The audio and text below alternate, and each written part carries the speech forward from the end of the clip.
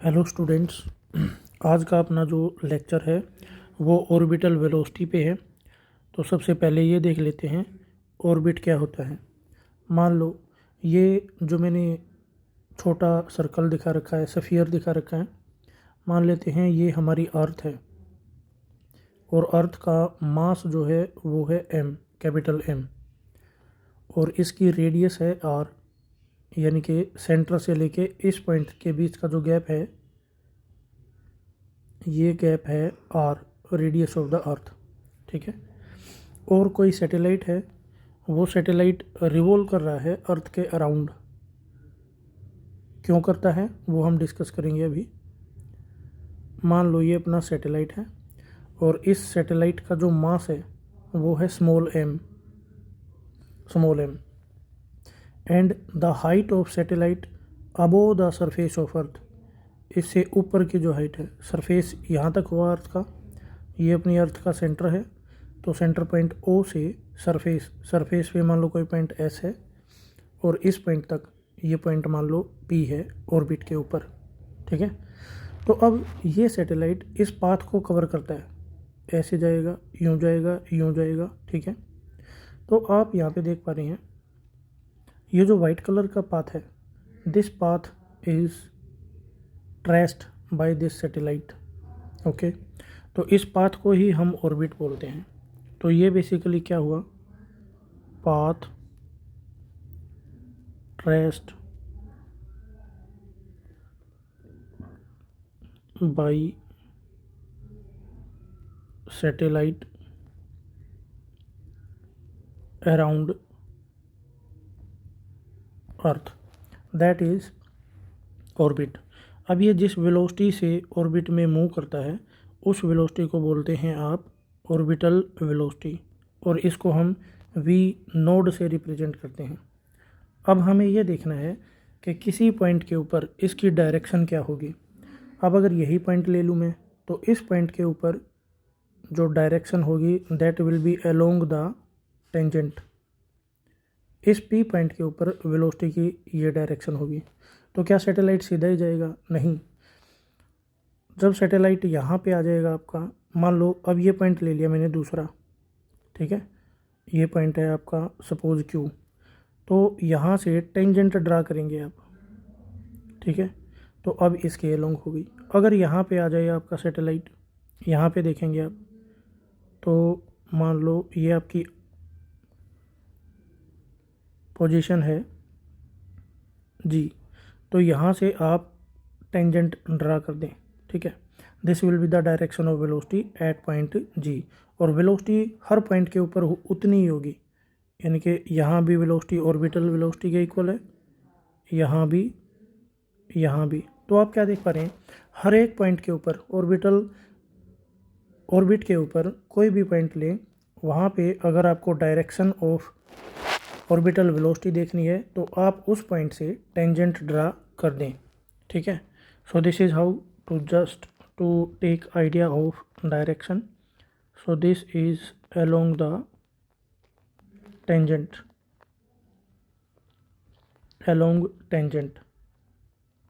Okay. तो जिस भी पॉइंट पे डायरेक्शन फाइंड आउट करना है वहाँ पे टेंजेंट ड्रा कर दें। तो देखिए अब ये जो हाइट है सरफेस से ऊपर, इस हाइट को मान लेता हूँ मैं h। तो सेंटर से इस सैटेलाइट की जो डिस्टेंस है, वो कितनी होगी, h above the surface and between the centre of earth and the point on the surface of earth, that is equal to radius of the earth.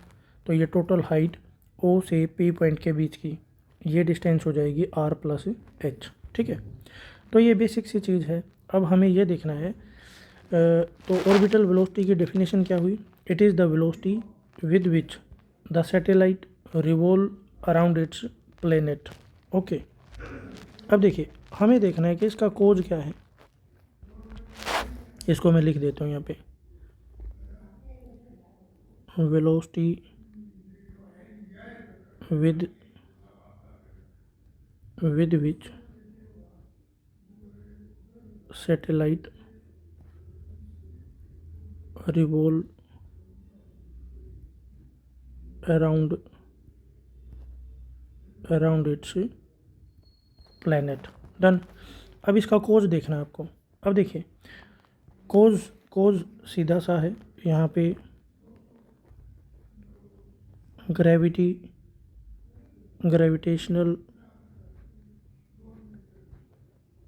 Gravitational forces हैं। तो ये जो फोर्सेज हैं ये मासेज की वजह से होते हैं, and there magnitude is given by gravitational force, this is capital G, mass of earth, mass of satellite divided by the distance r plus h, इसका स्क्वायर। तो ये ग्रेविटेशनल फोर्स है जो सैटेलाइट को कंपेल करता है to move in its orbit. तो अब ये देखते हैं कि इस फोर्स की डायरेक्शन क्या होगी। अब ये मैंने दोबारा से अपना ऑर्बिट बना दिया है, ये हमारा ऑर्बिट है and this is our earth. तो क्लास ये अपना ब्लू प्लेनेट है, अर्थ है ये, ठीक है। तो अर्थ का सेंटर यहाँ पे हुआ, अर्थ का सेंटर है इस पॉइंट के ऊपर, ये O पॉइंट है अपना, ठीक है। और यहाँ पर अपना सैटेलाइट है, ये अपना P पॉइंट था। तो इसकी डायरेक्शन ऑफ वेलोसिटी है जो यहाँ पे, that is along the tangent. इस वेलोसिटी को रिप्रेजेंट कर देते हैं V नोड से, ऑर्बिटल वेलोसिटी। और यहाँ पर जो मास है वो है स्मॉल m। तो आपको पता है ग्रेविटेशनल फोर्सेज हैं जो वो सेंट्रल फोर्सेज होते हैं।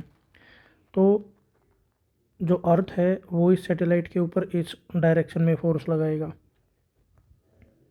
This is the direction of Fg, gravitational force. Now what will be the direction of centrifugal force. तो ऊपर इसके ऊपर एक फिक्टिशियस फोर्स लगेगा जिसको हम बोलते हैं सेंट्रीफ्यूगल फोर्स, ठीक है ना। तो देखिए सेंट्रीफ्यूगल, इसको मैं CF लिख देता हूँ, ठीक है। और अब देखो ये हमारा लगेगा मास की वजह से, and this is due to inertia की वजह से होता है ये, ठीक है। और यहाँ पे ये जो Fg है, this will work as centripetal force, FCP, ठीक है। तो अब देखिए जो सेंट्रीपिटल फोर्स है अपना वो किसके इक्वल होना चाहिए। अब यहाँ पे हमें पता लगेगा, इस डायग्राम से आप समझ सकते हैं कौन सी ट्रिक हम यूज़ करेंगे ऑर्बिटल वेलोसिटी फाइंड आउट करने के लिए। तो जो सेंट्रीपिटल फोर्स है वो लगा अर्थ के सेंटर की तरफ, ठीक है। तो it must be equal to centripetal force, this will be equal to mass of the satellite, orbital velocity, square of orbital velocity divided by the radius of circular path. Okay, so this distance will be equal to ये वाली distance, ठीक है। This is the size of the orbit and this is r plus h। Okay, तो यहाँ पे मैं लिख देता हूँ r plus h mv square by r, this is centripetal force. Okay, और ऊपर हमने क्या लिखा, ग्रेविटेशनल फोर्स। तो ये ग्रेविटेशनल फोर्स इसके इक्वल होना चाहिए, ठीक है। सेंट्रीफ्यूगल फोर्स एंड पिटल फोर्स ये एक दूसरे के अपोजिट होते हैं और मैग्नीट्यूड में इक्वल होते हैं, ठीक है। तो ये सैटेलाइट को बैलेंस तभी कर पाएगा जब ग्रेविटेशनल फोर्स आपके सैटेलाइट को तभी बैलेंस कर पाएगा जब आपका gravitational force at least centripetal force के इक्वल हो, ठीक है। तो ये हमारी ट्रिक है। तो इसका मतलब ये दोनों फोर्सेज हैं, ये दोनों फोर्सेज क्या होने चाहिए, इक्वल होने चाहिए, ठीक है। तो अगर मैं इनको कंपेयर करूं तो मेरे पास रिजल्ट क्या आएगा, देखिए यहाँ पे रख देता हूँ मैंने रख दिया mv square divided by r plus h, this will be equal to capital G mass of earth, mass of satellite. यहाँ पे एक चीज़ याद रखनी है आपको, जो ग्रेविटेशनल फोर्स है उसमें दोनों मासेज आते हैं, मास ऑफ अर्थ भी आएगा और मास ऑफ सैटेलाइट भी आएगा। बट जब आप सेंट्रीपिटल फोर्स फाइंड आउट करते हैं ना, तो इसमें वो मास लेते हैं जो मूव कर रहा है सर्कुलर ऑर्बिट में, ठीक है। तो यहाँ पे इसलिए आपको स्मॉल m मास लेना है। ओके, आई होप ये चीज़ आपको समझ आई होगी। और यहाँ पे लिख लेते हैं r+h²। डन। अगर मैं इसको सोल्व कर लूँ, रीअरेंज करूँ इक्वेशंस को, तो देखिए आप क्या क्या कैंसिल हो रहा है यहाँ पे। स्मॉल m ये कैंसिल हो जाएगा। r की यहाँ पर एक पावर है, यहाँ पे दो पावर हैं, तो इस r+h से ये स्क्वायर पावर कैंसिल हो जाएगी। And we are left with the formula of orbital velocity, and it will be v naught equal to capital G mass of earth divided by r+h, okay, and its root. Clear? So this is the formula for orbital velocity. Clear? Okay class, तो देखिए हमारा result क्या आया। This is the result, ये अपना result आ गया। तो हमने इसकी डायरेक्शन देख ली, किसी भी पॉइंट के ऊपर at any point the direction of orbital velocity it will B along the tangent, okay. And the factors affecting orbital velocity, अब हमें ये देखना है कौन से फैक्टर इसको अफेक्ट करेंगे। तो ये जो हमारा रिजल्ट आया है, यहाँ से आप देख पा रहे हैं कि जो आपकी ऑर्बिटल वेलोसिटी है, orbital velocity v node, this is directly proportional to root of the mass of earth, okay. तो इसका मतलब यहाँ पे आप देख पा रहे हैं स्मॉल m गायब है। तो जो ऑर्बिटल वेलोसिटी है ये प्लेनेट के मास के ऊपर तो डिपेंड करती है, प्लेनेट के मास पे डिपेंड करती है, बट सैटेलाइट के मास पे डिपेंड नहीं कर रही। तो जो कैपिटल M है, this is the mass of planet,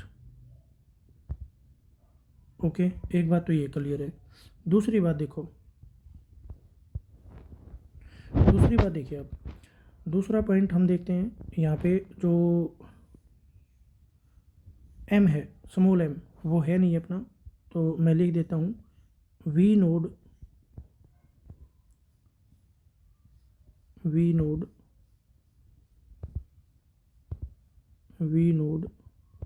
independent of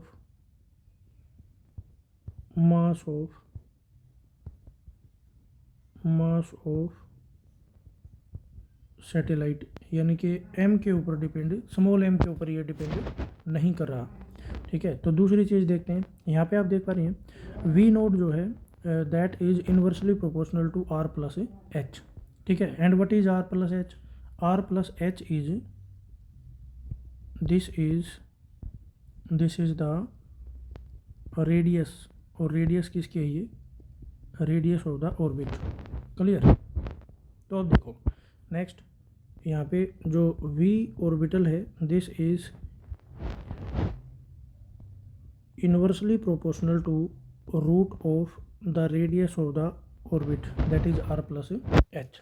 तो यहाँ पे आप देख पा रहे हैं दीज आर द फैक्टर्स। और ये सबसे इम्पोर्टेंट बात है यहाँ पे कि जो ऑर्बिटल वेलोसिटी है, जिसकी वेलोसिटी है उसी फैक्टर, उसी के मास पे वो डिपेंड नहीं करती, ठीक है। अब यहाँ पे देखिए, अब यहाँ से आप क्या कंक्लूजन ड्रा कर सकते हैं? Orbital velocity mass of planet के रूट के डायरेक्टली प्रोपोर्शनल है। तो अगर हमारे पास दो प्लेनेट दे दे और उनकी ऑर्बिटल कोई satellite they they particular size of orbit में, और पूछ ले कि इनकी ऑर्बिटल वेलोसिटी पे क्या असर होगा मास ऑफ प्लेनेट का, तो आप यहाँ से आइडिया लगा सकते हैं, ठीक है। तो इस केस में ये रिलेशन बन जाएगा अपना v naught 1 v naught 2, this will be equal to under the root, ठीक है। डायरेक्टली प्रोपोर्शनल है, तो मैं लिख लूँगा mass of first planet and mass of second planet. तो इस टाइप के क्वेश्चंस आते हैं, ठीक है। ये क्वेश्चन भी आ सकता है कि सैटेलाइट का मास मैं डबल कर देता हूँ, यानी कि पहले m मास है, ठीक है, और उसको मैंने डबल कर दिया, ट्रिपल कर दिया या हाफ कर दिया, और आपसे पूछ ले what will be the effect on orbital velocity. तो आपको पता होना चाहिए orbital velocity mass of satellite के इंडिपेंडेंट होती है, इसलिए कोई भी असर नहीं पड़ेगा, ऑर्बिटल वेलोसिटी आपको उतनी ही चाहिए, ठीक है। तो अब देखिए, अब यहाँ से आप क्या पता लगा सकते हैं कि जो ऑर्बिटल वेलोसिटी है वो इन्वर्सली प्रोपोर्शनल है root of radius of the orbit के। तो इसका मतलब क्या हुआ, अगर जो ऑर्बिट दूर है, ठीक है, दूर का मतलब जहाँ पे r प्लस एच ज़्यादा है वहाँ पे v नोड क्या होगा, कम होगा। ठीक है। तो इसको यूँ समझें आप, मान लो मेरे पास एक सैटेलाइट है, मेरे पास एक प्लेनेट है, ये मेरा प्लेनेट है, ठीक है, और यहाँ पर एक सैटेलाइट रिवॉल्व कर रहा है इसके अराउंड, ठीक है, ये वाला सैटेलाइट है, और एक मेरे पास दूसरा सैटेलाइट हो, एक दूसरा सैटेलाइट रिवॉल्व कर रहा है। मास इनका चाहे जो भी हो, क्योंकि मास पे तो ऑर्बिटल वेलोसिटी डिपेंड करती ही नहीं, ठीक है, एक ही ये सैटेलाइट है, और इसकी पहले वाले की जो रेडियस ऑफ ऑर्बिट है वो मान लिया मैंने स्मॉल r है, और दूसरे की है जो वो है 4r, और आपसे पूछ रहे कि इनकी ऑर्बिटल वेलोसिटी को कंपेयर करें आप। ठीक है। तो अब यहाँ पे समझने की चीज़ क्या है, मास तो मास of earth, mass of planet वो तो आपका सेम है, ठीक है, दोनों केसेज में। ठीक है, सिर्फ रेडियस ऑफ ऑर्बिट चेंज हो रहा है and it becomes 4 time in the second case, for the second case. तो जो रिलेशन यूज करेंगे, orbital velocity of first satellite divided by orbital velocity of second satellite, this will be equal to, अब क्या करें, पहले वाले की radius क्या है, r है, दूसरे की क्या है, 4r है, तो हमारे पास रिलेशन क्या आ जाएगा, r से r कैंसिल, √4, तो ये इसका डबल होगी। तो जो सैटेलाइट नज़दीक है, अगर मान लो ये हमारा v velocity, v node velocity से मूव कर रहा है, तो जो सेकंड वाला सैटेलाइट है, सेकंड वाला सैटेलाइट है, उसकी वेलोसिटी क्या होगी, v नोड का हाफ, आधी वेलोसिटी होगी। तो जो सैटेलाइट दूर हैं वो स्लोली रिवॉल्व करते हैं। ठीक है। तो इसी वजह से अगर हम सोलर सिस्टम में कंपेयर करें तो अर्थ से ज़्यादा दूरी पे जो भी प्लैनेट्स हैं स्टार से, ठीक है, उनका जो टाइम पीरियड ऑफ रिवॉल्यूशन होगा वो क्या मिलेगा आपको, ज़्यादा ही मिलेगा। ठीक है। अब कितना ज़्यादा होता है, that is given by Kepler's third law. ठीक है, और केपलर्स थर्ड लॉ क्या कहता है, it says that square of the time period is directly proportional to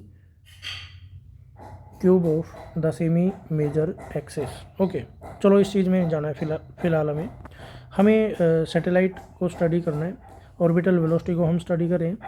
ठीक है। अब इसका एक स्पेशल केस मिलेगा आपको कि ये जो सैटेलाइट है ना, ये ज़्यादा दूरी पे ना हो, ये वाला सैटेलाइट m जो मास रिवॉल्व कर रहा है अर्थ के अराउंड, ये ज़्यादा दूरी पे होना, it is almost close to the surface. ठीक है।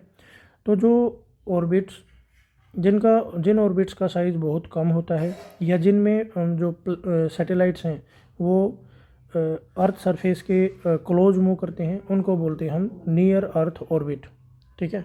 तो उन ऑर्बिट्स के लिए जो h का अमाउंट होता है, ये वाला h का अमाउंट, ये कम होता है। तो हम क्या मान सकते हैं कि अगर नियर अर्थ ऑर्बिट है, यहाँ पे आ जाओ, नियर अर्थ ऑर्बिट है, तो r प्लस एच यानी कि radius of the orbit, that will be almost equal to the radius of the orbit, radius of the earth. ठीक है, this is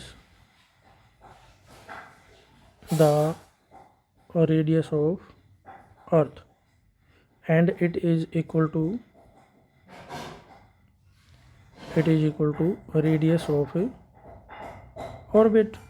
so this is very simple। यहाँ पे ये जो फार्मूला है इसको चेंज कर दो। हमारा फार्मूला क्या था, जनरल रिलेशन है, मैं उसको लिख देता हूँ एक बार। हमारा जनरल रिलेशन है v orbital velocity, this is equal to √g m mass of the planet and the radius of orbit, this is the general relation. ठीक है। And v naught in near earth orbit, that will be equal to under the root capital G capital M and R plus H की जगह यहाँ पे लिख दें capital R. ठीक है, अब इसकी एक फॉर्म और निकाल सकते हैं, और वो कब निकालोगे, जब आपको ये पता होगा जी में एक्सेलरेशन ड्यू टू ग्रेविटी में और मास ऑफ प्लेनेट में क्या रिलेशन होता है। And that is very simple, G equal to small G acceleration due to gravity that is equal to G M by R square. This is the relation. तो अगर मैं यहाँ पे G M की वैल्यू सब्स्टिट्यूट कर दूँ, ठीक है, या जी एम बाई आर की वैल्यू सब्स्टिट्यूट कर दूँ, तो मेरा रिलेशन क्या बनेगा। अब आप देखिए यहाँ पे देखिए, यहाँ पे मेरे पास मैं क्या इसको लिख सकता हूँ, नीचे आ जाओ, मैं इसको लिख सकता हूँ G R this is equal to capital G capital M capital R, ऐसे लिख सकते हो। तो यानी कि ये जो पूरा फैक्टर है इसकी जगह लिख दो ये वाला रिजल्ट, तो ये आ गया root G R. Okay, so this is the orbital velocity of a satellite in near earth orbit. Okay, I hope the lecture was informative, and one more point is you can find the numerical value of this orbital velocity. If you substitute the value of g and r and solve it, then you will get the value। और ये कई बार पूछ ली जाती है, तो इसका रट्टा भी मार लें आप। अब यहाँ पर देखिए g की वैल्यू, g acceleration due to gravity, this is 9.8 meter per second square, and r is the radius of earth, this is estimated equal to 6.4 into 10 raised to power 6 metre. अगर इन वैल्यूज़ को यहाँ पे पुट करेंगे और solve करेंगे तो हमारे पास आ जाएगा 9.8 मीटर पर second square into 6.4 10 raised to power 6 meter, and it will be equal to 7.92 kilometre पर सेकेंड। ओके, तो ये ऑर्बिटल वेलोसिटी है। ये कई बार पूछ लेता है डायरेक्ट आपसे, ठीक है, एमसीक्यूज़ में, तो ये आपको पता होना चाहिए। ठीक है, एक बार फिर देख लेते हैं हमने क्या किया। तो हमने स्टार्ट किया ऑर्बिट के डेफिनेशन से। ऑर्बिट की डेफिनेशन क्या होती है, ये basically path traced by the satellite around the earth. Okay, orbital velocity, जिस वेलोसिटी से वो मूव करता है उसी को आप ऑर्बिटल वेलोसिटी बोलते हैं। The velocity with which the satellite revolve around the planet. Okay, फिर हमने इसका कोज है उसको डिस्कस किया। फिर हमने देखा कि जो सेंट्रीपिटल एंड सेंट्रीफ्यूगल फोर्सेस हैं वो एक दूसरे को के अपोजिट होते हैं और मैग्नीट्यूड में इक्वल होते हैं। इसी चीज़ का हमने यहाँ पे यूज़ किया है फाइनल रिजल्ट अपना ऑब्टेन करने के लिए। फिर हमने देखा रिजल्ट क्या है अपना, डायरेक्शंस देखी, तो direction is given by the tangent, ये हमें पता होना चाहिए। ठीक है, and how the orbital velocity is affected by mass of planet देखा, and we found that the orbital velocity is independent of mass of satellite, ये भी हमें समझ में आ गया। ठीक है, और रेडियस ऑफ ऑर्बिट के ऊपर कैसे डिपेंड करता है वो चीज़ हमने देखी। फिर नियर अर्थ ऑर्बिट में जो ऑर्बिटल वेलोसिटी होती है उसकी न्यूमेरिकल वैल्यू आपने फाइंड आउट की, और इसको याद रखें आप लोग। Thanks for watching the lecture. अगले लेक्चर में हम time period of revolution of satellite find out करेंगे। कहने का मतलब ये एक रिवोल्यूशन कितने टाइम में कंप्लीट करेगा, उसका क्या रिलेशन होगा।